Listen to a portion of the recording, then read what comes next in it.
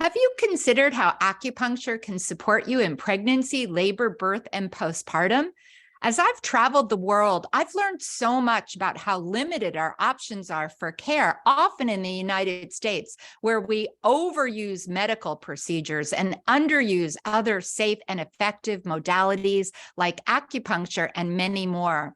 Some of you know that I teach every year in Bali, our Eat, Pray, Doula retreats with my dear friend, midwife Robin Lim, and they have a full service acupuncture clinic at our birth center, Bumi Sehat, and they use it in labor in so many ways. So I'm really honored that my guest today, Sharon McDermott, is joining us to discuss how you can unleash your inner goddess to experience an empowering pregnancy, labor, and birth, and all about acupuncture.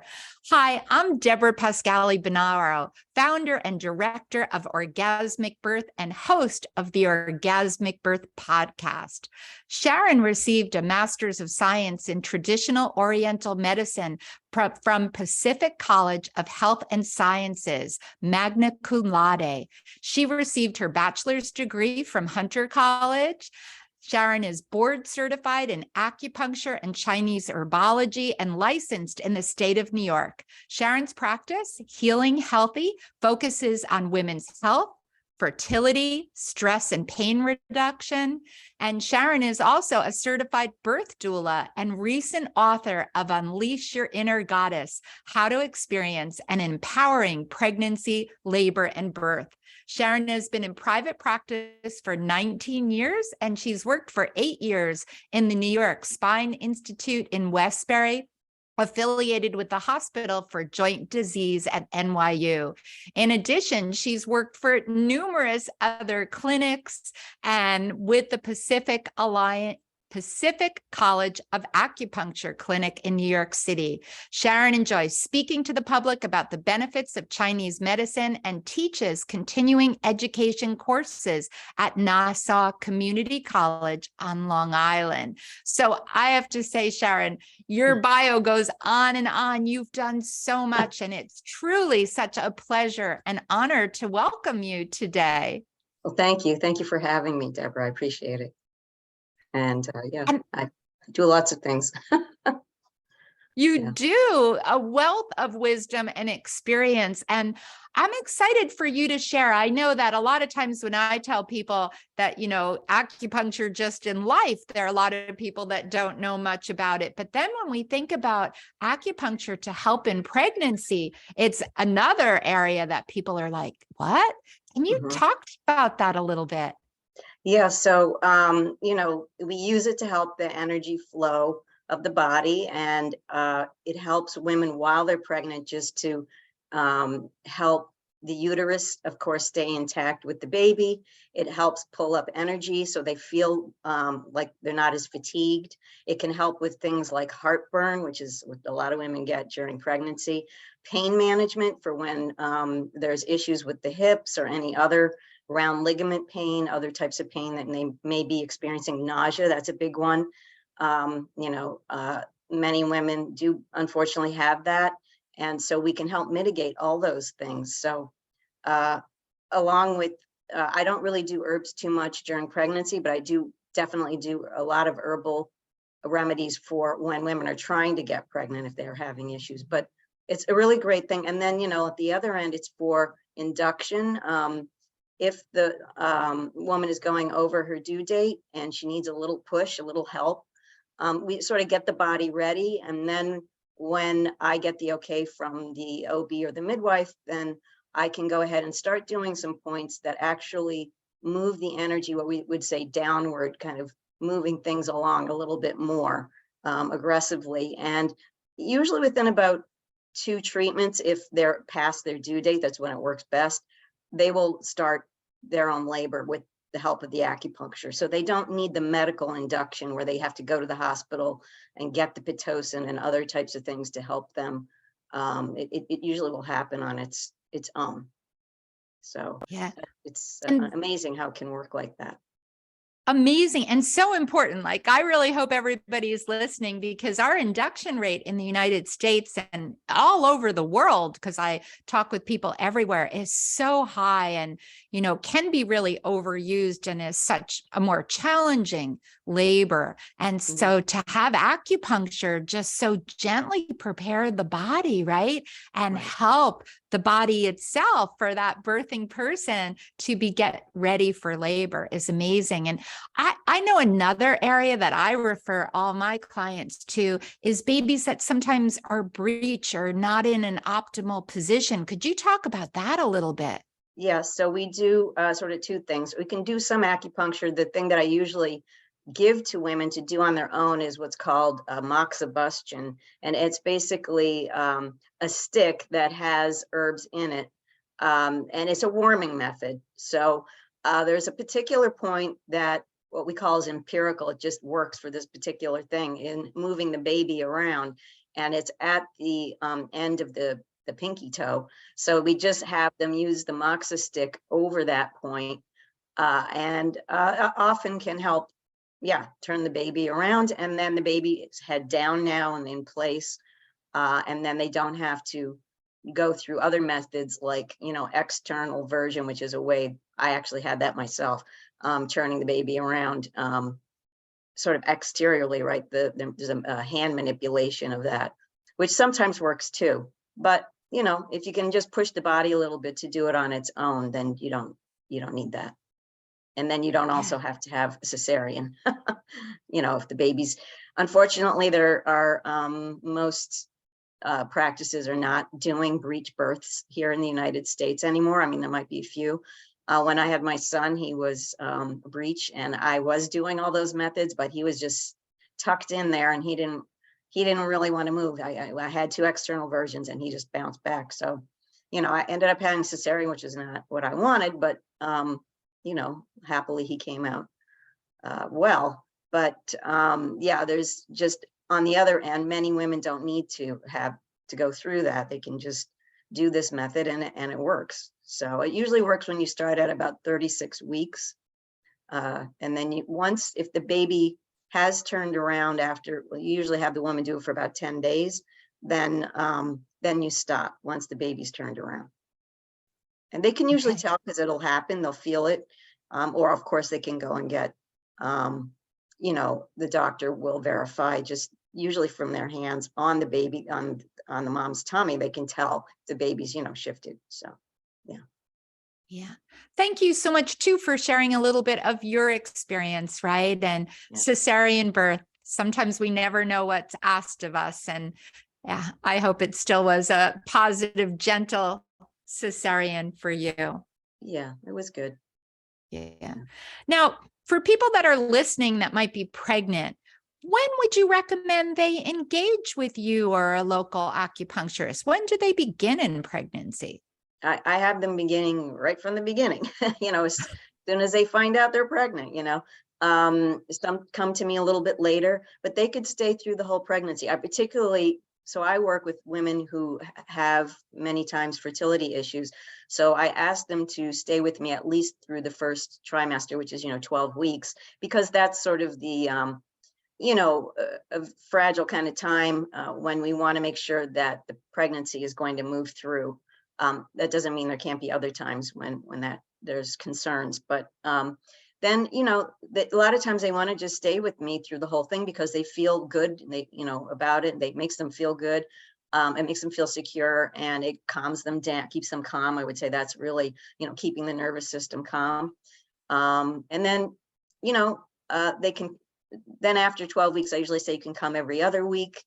And then at the end, if they need a little push, like I was saying about, inducing that, not every woman needs that. So it could be full cycle of going through the whole pregnancy. It depends what's happening too. They might feel comfortable after 12 weeks, just saying, I'm good, so it just depends. Thank you. And I know you also talk about using acupressure in labor. And I know you kind of blend that, right? As a doula and an acupuncturist. Right. What can you tell us about that? So most of the hospitals, I don't know what it's like in New Jersey, but I think most of the United States, I cannot go into a hospital and use acupuncture needles because I'm not considered a staff member and it's considered an invasive, type of therapy. But I can certainly use acupressure. And I know a lot of doulas know some of these points. And it's just so helpful for women getting through the labor. Each contraction, just moment by moment, helping them by doing points. And I often engage the partner to help. So I'll be on one side of the mom, and the partner will be on the other. Hip squeezes, of course, we know about, but there's very specific points that really, really help. One on the shoulder and one on the hand that I use a lot. Some points on the lower ankle area are also helpful. And it's just amazing how it just really helps the mom get through those contractions a lot easier, to sustain, longer time period of being able to get through those contractions. So they may be able to dilate a little bit further before, asking for that epidural. So it's just, again, to try to get the mom to do as much naturally without the medical intervention as possible, Can you just name the points? I know as doulas, we love to use So these. the one that's really at the top of the shoulder is gallbladder 21. And the other one is at your thumb, between your thumb and your forefinger.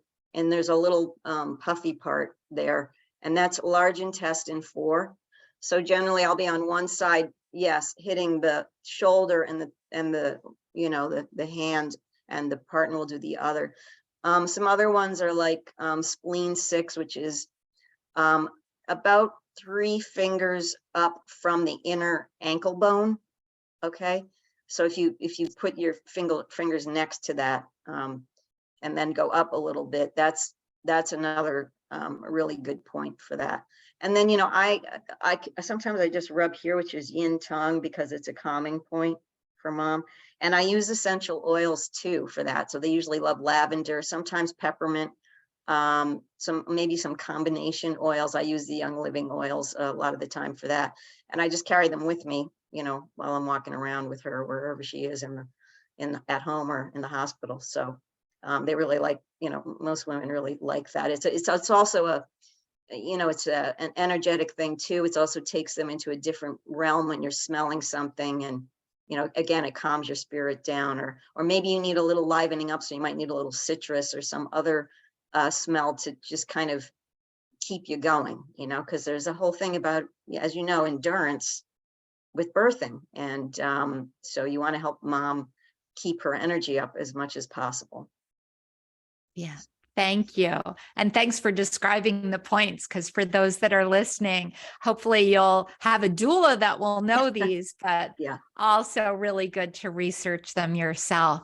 Right. And I wanted to talk to postpartum. I think that gets overlooked so much, right? Yes. It's such a time of so many changes going on within the body and emotions and integrating a baby. Yeah. How do you use acupuncture in that postpartum time? Yeah, so that can be really helpful for mom, for her energy, because she's lost what we consider chi and blood, chi being energy and blood. And then, of course, she's having to continue to stay fortified if she decides to breastfeed. So she has to keep her calories up, and to help with the milk coming in. So it could be helpful for that. So energy, milk, pain management, if there is any issues with that after birth, which we know can happen, with the vaginal area being sore, especially with an episiotomy. Hopefully not, but sometimes it happens.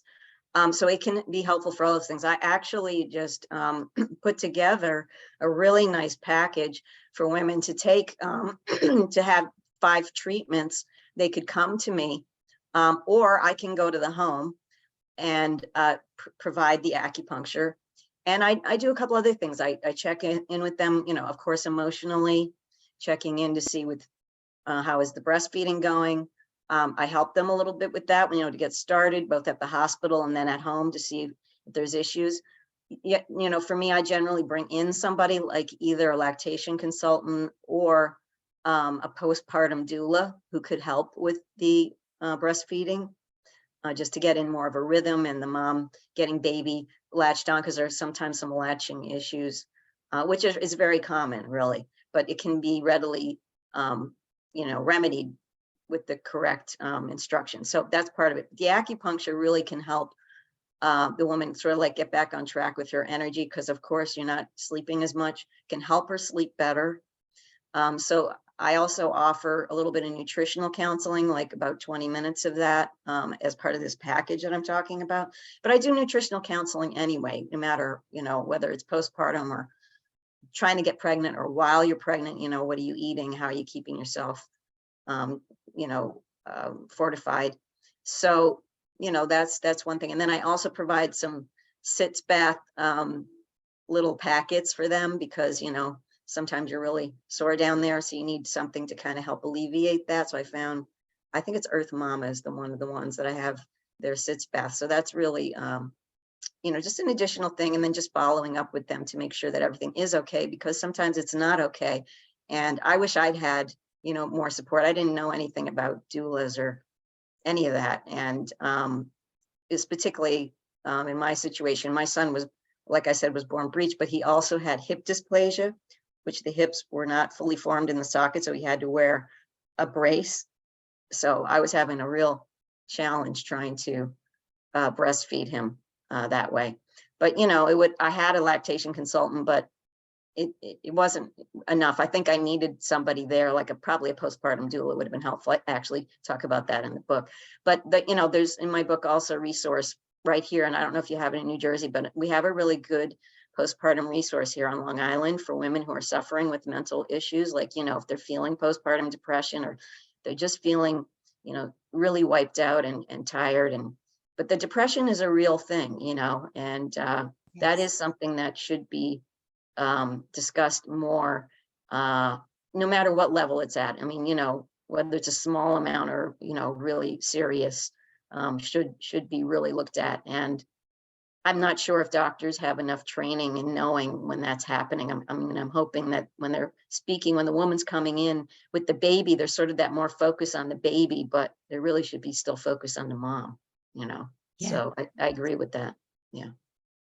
Yeah. And thank you for bringing that up, because we always say when you're feeling down, you need to speak up. And our postpartum doula trainings that I do and others do are really focused a lot on postpartum mood and anxiety disorders, because it is a lot higher than I think the public has been aware of.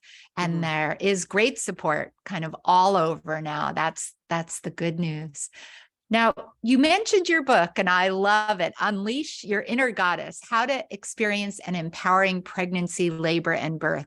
What else can you add to the discussion? We've talked about acupuncture. What are your other tips from your book? So what I did in the book was I joined it with the idea of, in mythology, and these archetypes of women as goddesses and their attributes, and how I've seen certain women, particularly when I was supporting women as a doula, how they really became empowered, or maybe they struggled a little bit, but they really got through.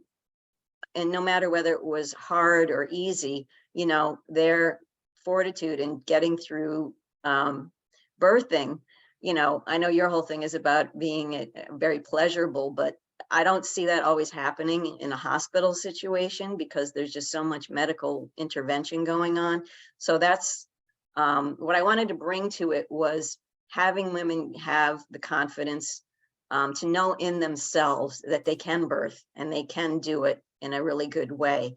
So I brought in some of these goddess archetypes. And so I talk about a couple of them related to the women who I supported, like I said, and then other women who are in our society today. Like, I talk a little bit about the Me Too movement with Sharon Burke and some other people, just as examples of the different types of goddesses. And then I bring in how they can make themselves feel more empowered with education, as far as what questions do you ask which particular kinds of doctors.